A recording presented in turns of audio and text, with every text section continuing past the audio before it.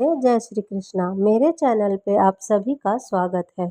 आज बात करेंगे कि ऐसा क्या हुआ कि फाल्गु नदी को माता सीता ने श्राप दिया था और यह श्राप पितरों और पिंडदान से जुड़ा हुआ है।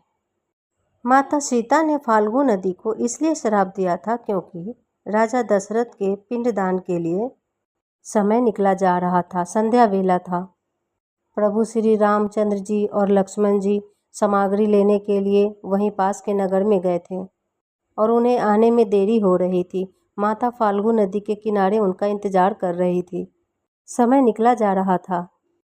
तभी दशरथ जी की आत्मा प्रकट हुई और माता सीता से आग्रह करने लग गई कि वो उन्हें पिंडदान कर दें ताकि उनको मोक्ष प्राप्त हो।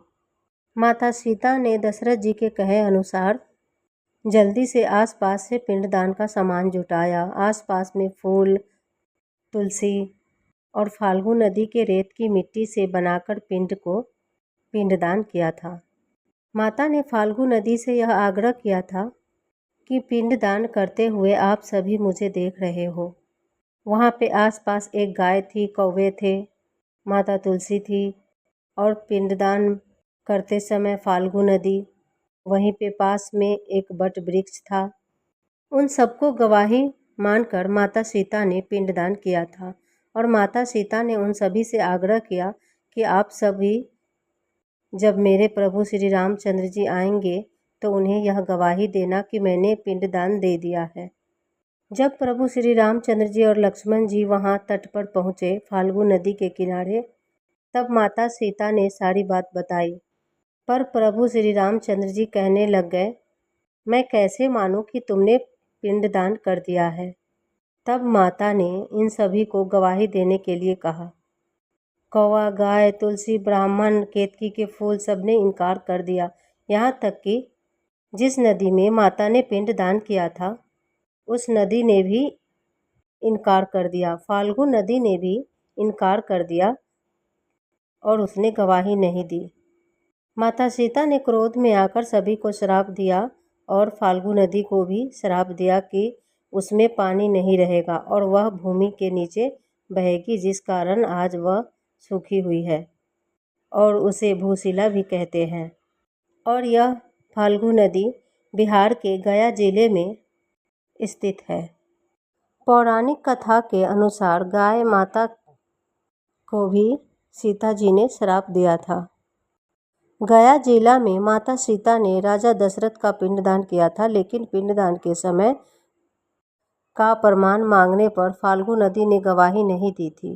तुलसी, गाय और ब्राह्मण ने भी गवाही नहीं दी थी, लेकिन अक्षयवट यानी कि बट वृक्ष और राजा दशरथ की आत्मा ने माता सीता के पक्ष में गवाही दी थी।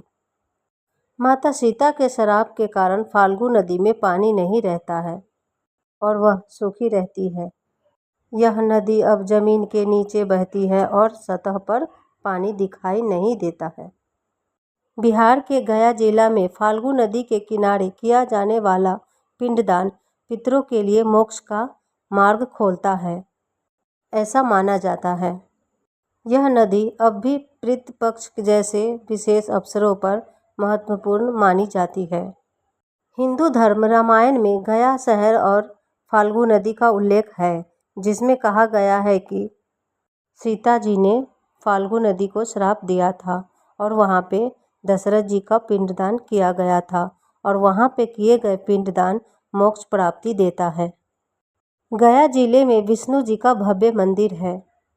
वहाँ माता सीता का हाथ का बहुत बड़ी प्रतिमा है, जिस हाथों से माता ने पिंडदान किया था।